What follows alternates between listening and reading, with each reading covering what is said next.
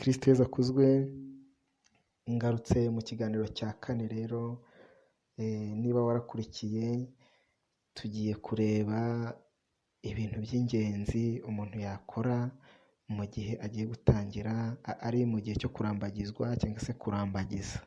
Reka tubanze dusenge tutabaze Roho Mutagatifu adufashe kubyumva. Ku izina ry'Imana Data n'Umwana na Roho Mutagatifu, amina. Roho Mutagatifu, Mwuka muzima, Roho wa Yezu na Data, ngaho turagushimira ibyiza byawe udahwema kuduha, turagushimira ibiganiro bitandukanye ujya uduha, ariko tugutuye iki kiganiro tugiye kuganira kugira ngo uduhe ubwenge bwacu kucyakira kandi kitugirire akamaro. Urakoze Mana Roho Mutagatifu, amina. Ku izina ry'Imana Data n'Umwana na Roho Mutagatifu, amina. Tugiye gusoma ijambo ry'Imana dusanga mu gitabo cy'Imigani, umutwe wa 6, umurongo wa 27 kugeza ku wa 29. Umuntu yakwirahuriraho umuriro ate maze imyenda ye ntishye? Naho se uwagenda hejuru y'amakara agurumana ibirenge bye byareka gushya bite? Nguko uko bigendekera ushigukira umugore wa mugenzi we, uzamujyaho wese ntazamuvaho amahoro. Iryo ni ijambo ry'Imana. Kristo Yezu akuzwe. Mbanje kubaganiriza kuri ijambo ry'Imana rivuga ngo nguko bigendekera ushigukira umugore wa mugenzi we cyangwa ushigukira umugabo wa mugenzi we. Kristo Yezu nakuzwe.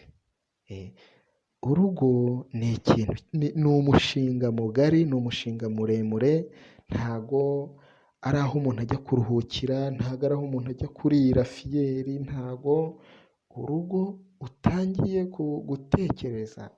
Nibyo koko niba warumviye nk'uko twabibonye ukaba waritwaye neza, ubu tujya kuganira n'umuntu uri muzima, urareba, uri kumwe n'Imana yawe koko, umujyanama wawe niyo. Ubwo tugiye kureba niba uri kumwe n'Imana koko uzatwara uwawe, uzabona uwawe.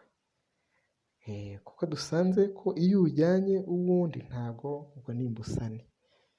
Noneho wabigenza ute kugira ngo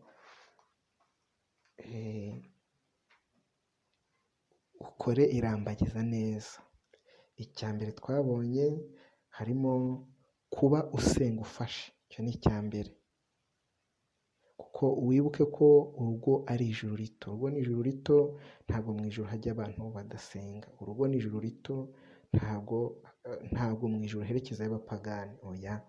Ubwo kuba usenga ni ikintu cya mbere. Icya kabiri, kugira uguherekeza mu rukundo. Uko nguko uri kurambagiza, hari igihe umuntu ashobora kugupfuka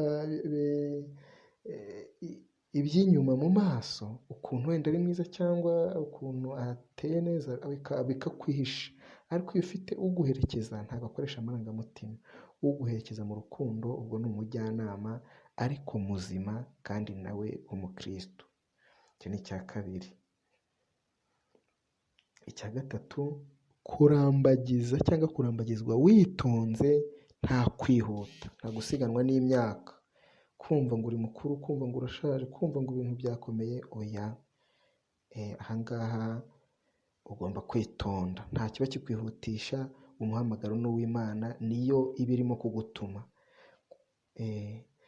Ibindi noneho ugomba kwitondera, ugomba kwirinda kumva kurambiwe. Kumva kurambiwe ugomba kubyirinda. Noneho mu byo kwitondera, ntabwo ugomba kureba ngo umuntu ni umukire, ntugomba kureba ngo umuntu ni mwiza inyuma, ntugomba kureba ngo nshaka uwize cyane, ngo nshaka ngo umugufi, nshaka umuremure, ngo nshaka uvuka ahakomeye, nshaka. Ibyo ni amarangamutima y'umuntu, ntabwo akora mu rugo.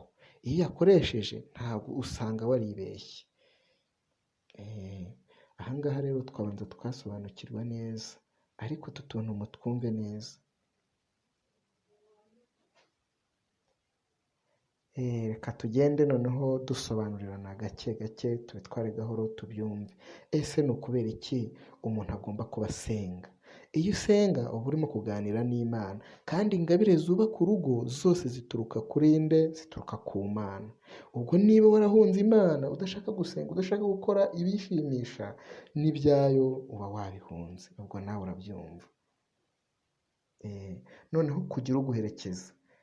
Kugira uguherekeza nawe ntabwo ari ugira uguherekeza ariko ubona ukuruta burya bafite n'ibyo akurusha, kandi utagira amarangamutima, utakwemerera ibyo ushaka, ugeraho akakurebera by'ukuri. Nta mugabo umwe, niko bajya bavuga, nta muntu umwe mu rukundo. Urukundo ni impumyi, hari igihe ruguma amaso ugakora ibitari byo. Kurambagiza witonze. Murabizi, umuntu murahurira kuri Facebook mugahita mupanga ibyo kubana, nyamara ntago muzi. Umuntu uramwumva guhamagara kuri telefone mugahita mupanga ibyo kubana, nyamara wasanga amaze gukora amadevurusi nka 40 nawe ugiye kugirira 40 na kangahe. Ahangaha kurambagiza witonze nta guhubuka. Kurambagiza umuntu ni ukubanza ukareba ko amakosa afite ntabwo ari ukureba ubutungane bwe, ni ukubanza kureba niba ibye bitari byiza uzashobora kubyihanganira, n'ibye byiza utazabyica. Hari igihe ushobora kumushaka ari mwiza ariko kubera ububi wowe waba ufite, ugasanga ubwiza bwe ni wowe ubwangije. Iki gice cyo kurambagiza rero no kurambagizwa nicyo gice umuntu agomba gutindamo, ku buryo kigomba kumara igihe kirekire. Noneho izi kirazira mu kurambagiza no mu kurambagizwa harimo kwirinda kumva urambiwe. Kuvuga ngo umuntu tumaranye umwaka none ndirambiriwe ndigendeye. Nta kibazo, uzinze utwawuragiye, ariko wibuke ko ijambo ry'Imana ushobora gusanga atari ryo ribikwemereye. Ugomba kurigenderaho ukamenya umurongo ugendanye na Bibiliya, akaba ari wo wubahiriza. Ni umukire. Kirazira kuvuga ngo umuntu ni umukire ngo musange kubera ari umukire. Ni umukire ariko umuntu umurimo wasanga atari buhuze nawe. Ubukire kandi ushaka umuntu ari umukire uyu munsi, ubukire bwe bugatangira kumanuka, wa wundi wangiye ubukene bwe bugatangira kuzamuka.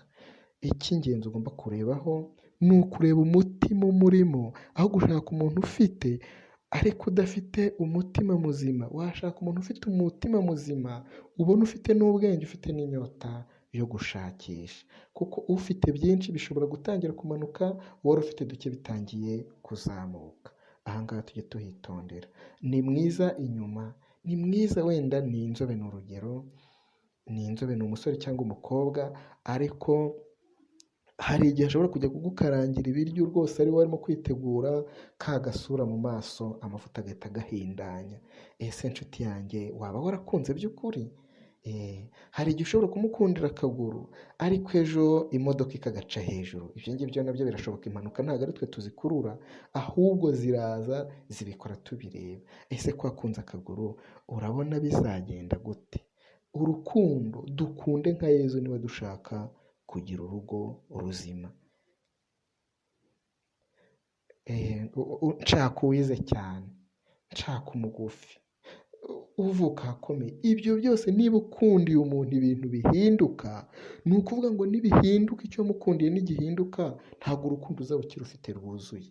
Mujye mubicunga neza. Niba umuntu agukundirwa uko uri, ahubwo nibiba byiza mushake inzira munyuzamo urwo rukundo rwanyu murunoze. Ariko niba uri mwiza uyu munsi, ejo waba uri mubi ku isura. Ariko niba ufite umutima mwiza wateguye kuva mu buto bwawe kugeza ugiye utangiye kurambagiza, uwo mutima ntabwo upfa guhinduka. Niba urimo Imana, Imana ntihinduka. Imana n'urukundo. Niba ushaka urugo rwiza, kora irambagiza ryiza, witonde. Wivuga ngo ndakora urugo kuko n'uriya yarukoze. Gushinga urugo ni ingabire y'Imana. Niyo mpamvu ugomba kwitonda ukamenya ko ruturutse ku Mana. Twibukiranye yuko ushobora no kugira imyaka myinshi Imana yarakugeneye gukorera Imana nyine muri iyo myaka yawe myinshi, kandi bikakugwa neza ukagira amahoro kuruta uko wagirira ibibazo mu rugo. Murakoze rero, Imana ibahe umugisha kandi bakomeze mu migambi yanyu. Cyane cyane wowe wumvishe iki kiganiro, izaguha urugo rwiza muvandimwe, kandi ujye ukomeza no gusabira abandi. Imana iguhe umugisha. mwari kumwe na Minani Froduard.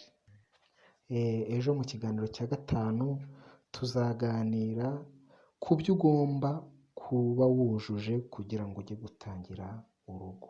Ibyo ugomba kuba wujuje, ibyo ugomba kuba ufite wowe, cyane ko ugomba kuba witeguye gutanga kuruta uko ugiye guhabwa, kuko ibyo ugiye gusaba hari igihe ugiye kubisaba batabifite. Niyo mpamvu ugomba kuba witeguye gutanga. Tuzabirebaho neza ejo. Murakoze, nimugire amahoro y'Imana. Kristo Yezu akuzwe.